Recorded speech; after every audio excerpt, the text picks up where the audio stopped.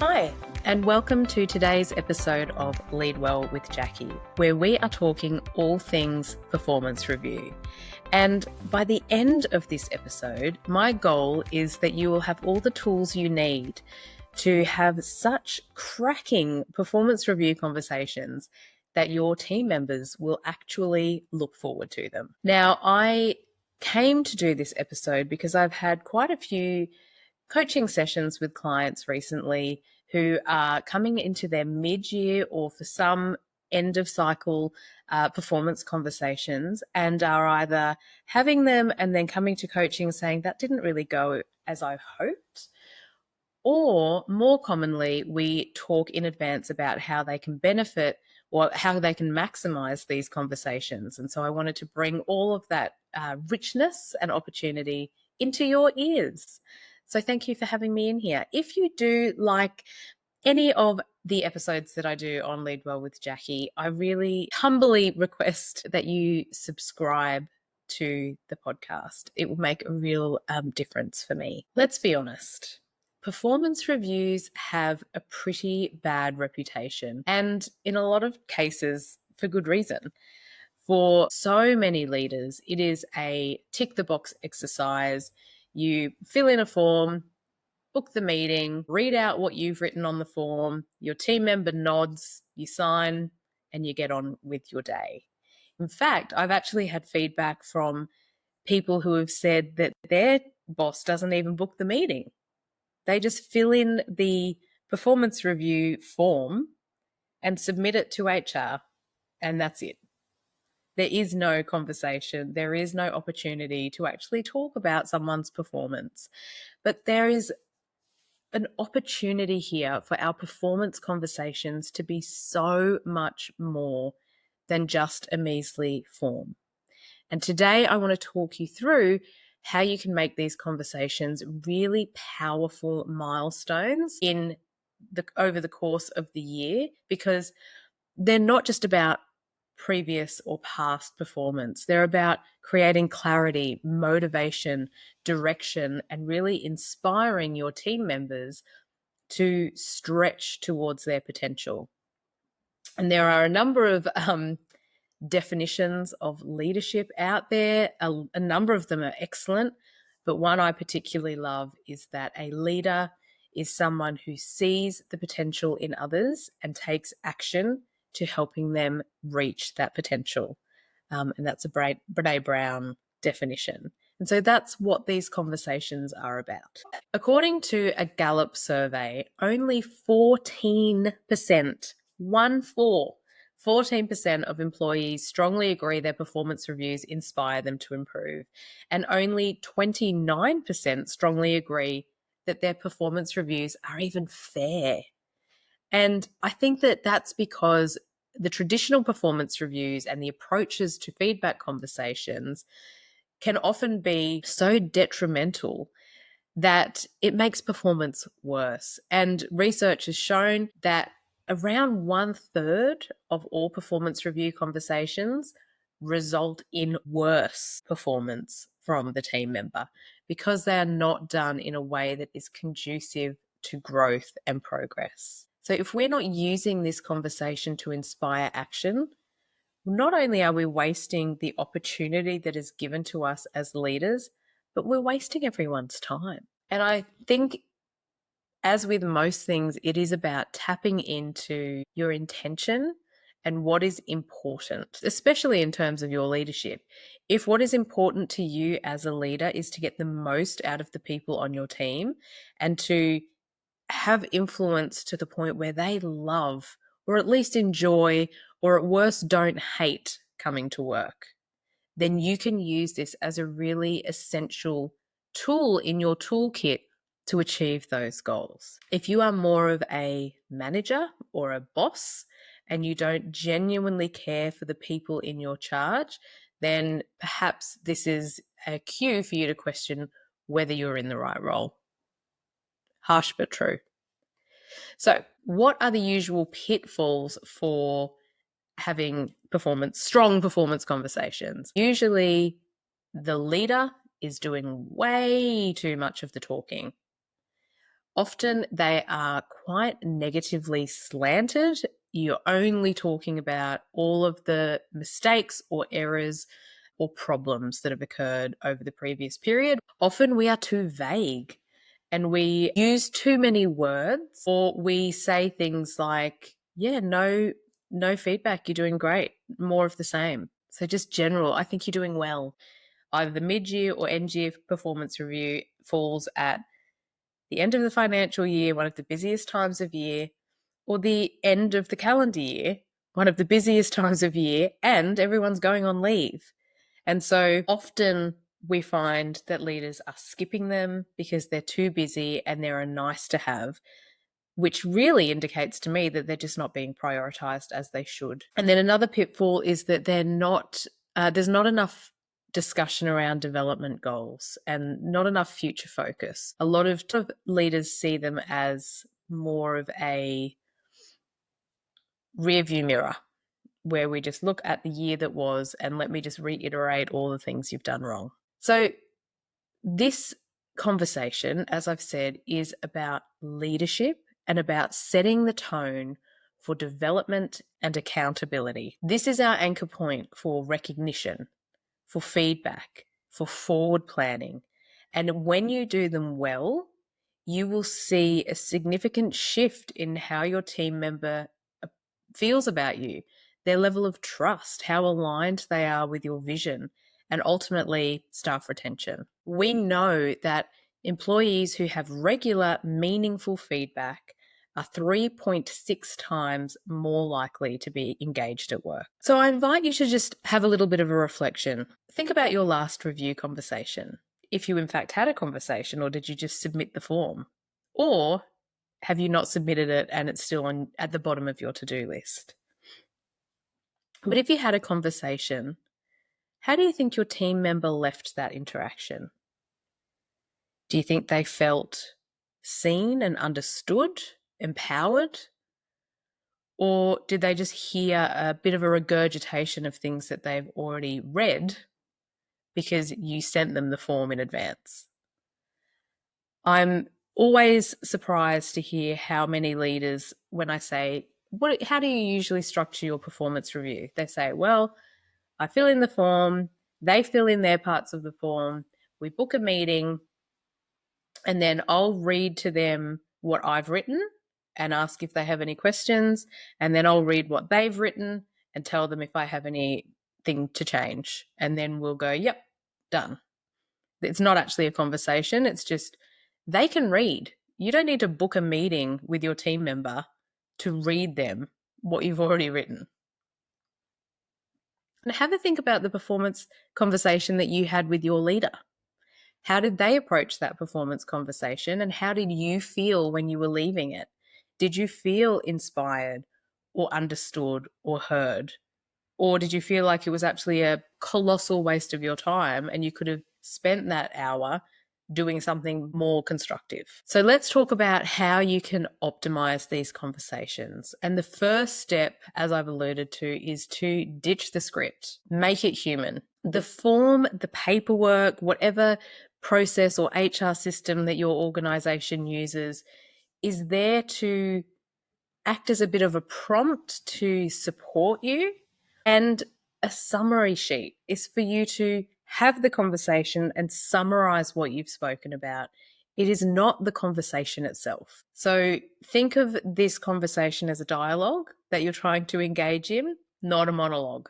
Your team member should be doing the majority of the talking, and your role is really as a coach to support and guide the conversation.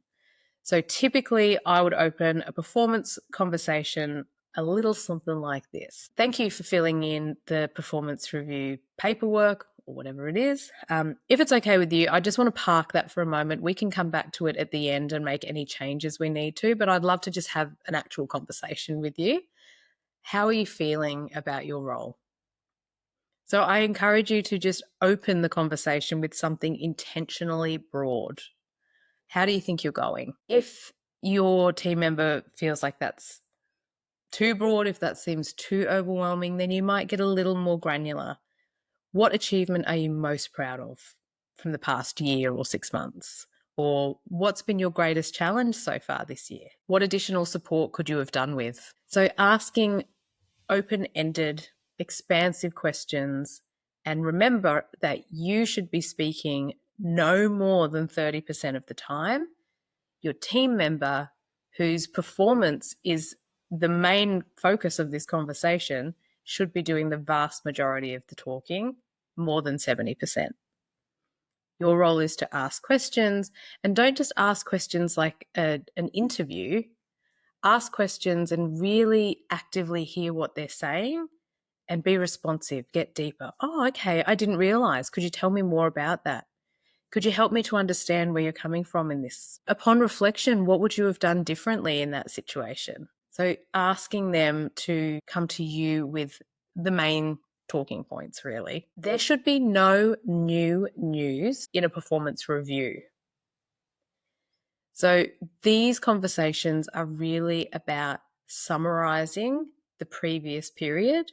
They are not about surprising, shocking, worrying, or throwing our team members into a stress response. And the way to avoid that is regular feedback conversations ongoing.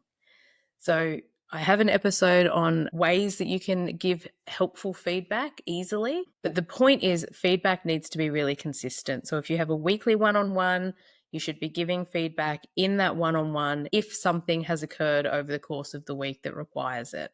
Positive feedback and constructive feedback.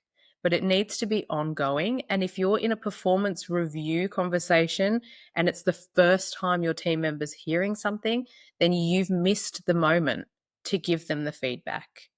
And what it does is it incites an emotional response in them. It is frustrating. It is diminishing. It's embarrassing if you're sitting there in July or January, for example, and someone is giving you feedback on something that you did 6 months earlier. It's not useful. It's not helpful. They can't change the result. They can't change that behavior that's already happened. And it feels like you're trying to catch them out. What we need to be doing is regular feedback conversations over the course of any period in a timely, specific, and helpful way, so that by the time you get to the end of that period, whether it's 6 or 12 months, you are having a conversation that's more like a highlight reel.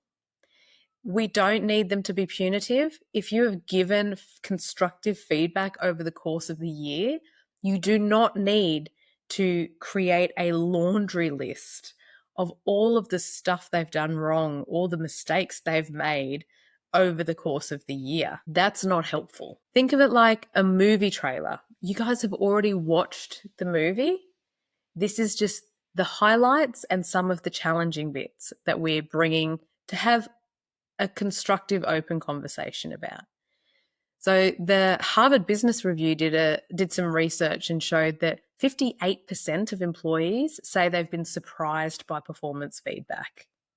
That's a huge proportion of people who have been thinking they've been doing a good job until they find out 6 or 12 months later that they haven't. If you get to a performance conversation or you do your paperwork and you find that your employee rates themselves, if you have a rating system, rates themselves higher than you think, often you might interpret that as, wow, they really think they're doing a great job and they don't have a lot of self-awareness. And whilst that might be the case or might be contributing to this, I would encourage you to question, why is that? Why do they think their performance is meeting your expectations when you believe that it isn't? Typically, it's because they don't know, because you haven't told them. So making sure that they have a really clear idea of what your expectations are up front. You need to be really explicit with what the expectations are so they can meet it. And then you need to give them course corrections and useful feedback over time, regularly, to bring them up to meet that expectation. So instead of going through all of the things that someone has done wrong over the course of the year, what can be more helpful is to highlight when you have given feedback over the course of the year, what the team member has done with it. So you might say something like, in March, we had to have that conversation around your workload and meeting deadlines. And I really want to acknowledge you because I've seen how much effort you've put in to managing your deadlines and to managing your workload since then. I've noticed that you have been doing A, B, and C to get things back on track and to get things done on time. And perhaps there's still a gap, and that's okay. You might say, I am noticing that X and Y are still challenge areas. Can you help me to understand what's happening there? Is there any additional support you need so that we can get you back on track? So it's not about picking at the scabs of everything they've done wrong. And similarly, it's not about toxic positivity and saying that everything's been perfect, but it's about acknowledging the behavior shifts that you've seen, that you've needed to see, and the effort that the team member's been putting in. So we want to make sure that we're keeping our performance review conversations balanced. So it is a great opportunity for us to celebrate growth, to celebrate progress, to celebrate effort. My kids' school now, all of their report cards, for every grade they get in terms of their mark, they also have a grade for their effort. And I think it's excellent. And for our children, that's all we look at. I mean, don't get me wrong, we're human, we look at everything. But that's all we talk about, is how much effort they've put in class, because that's what's within their control. And that's what we want to see. We want to see them doing their best, because you can't do better than your best. So most organizations will do a performance review and development plan in one hit. Some separate them out and will do a performance review, and then the month later, they'll do a development plan. But what I would encourage you, either way, whichever way your organization or you choose to do it, use the lessons learned from the performance review conversation to inform the development plan. So think of these as the rear view mirror and the headlight or the windscreen. So we want to be looking back, and then we want to be using that data to inform what looking forward looks like. So what lessons have we learned that can help us shape the next year? Are there any obstacles that need removing? Are we still aligned with the organizational or even the team goals or strategies? Or you might get them really specific and say, what's one lesson that you've learned in the previous 6 months that you're going to bring into the next 6 months? Or what do you need from me to support you in reaching your goal? So we want to be looking at the learnings and using them to inform the development. So if you're at the beginning of the year and it's a new development plan, I might do a separate episode on development planning, but the highlight is individual development plans or KPIs should ladder up to the team or department KPIs or strategic objectives, which should ladder up to the organizational objectives. So instead of just going, oh, this team member wants to work on time management and they want to do a time management course, have a think about what the overarching organization's goals are, and then how you as a leader or you as a department or team, how you will contribute to achieving that goal, and then bring that down another level to your team members. How is the work that they do specifically laddering up into that overarching objective? And that's how you can get really logical KPI. Performance plans and development plans are not set and forget. Usually, if we think of it just like an annoying HR process that we all have to go through, a tick and flick exercise, we crack it out and then we just don't look at it again for 6 months until we get an email from HR saying it's performance plan time. And then you pull it out and go, shit, none of these are relevant anymore because we changed our strategic objective, or we hit pause on that project, or, whatever, or this person's role has changed. So they need to be dynamic and they need to stay relevant. So we need to make sure that we're adapting and reviewing and saying, are these still the right goals? And if they're not, then change them in conjunction with HR. Because sometimes some organizations don't like to see change, but if they're an organization that's driven towards their team members succeeding, then they'll be open to it. So every review that we have, we want to make sure that we're checking, is it still relevant? What needs adjusting? And for a development plan, if someone is striving to fill a gap or enhance a skill set, then we want to be probably doing monthly, at least quarterly check-ins to see how they're traveling. So here is your challenge. For your next performance conversation, skip the script. Start with curiosity. Open the conversation with an expansive, open-ended question and let your team member lead. You might incorporate into the early stages of your performance conversation, is there anything in particular that you would like to cover today? And then make sure that you cover it. So the goal is not to leave a performance conversation with a signed piece of paperwork. It is to walk away with a shared and understood vision. The goal is for your performance review conversations to be something your team members look forward to. People love talking about themselves. People love celebrating wins. And when it's done right, people love, especially high achievers, love feedback. They love it when someone can identify a way that they can be even better. Performance reviews, again, should not have new news. And so they actually become a lot less important when you are giving strong feedback regularly over the course of the year.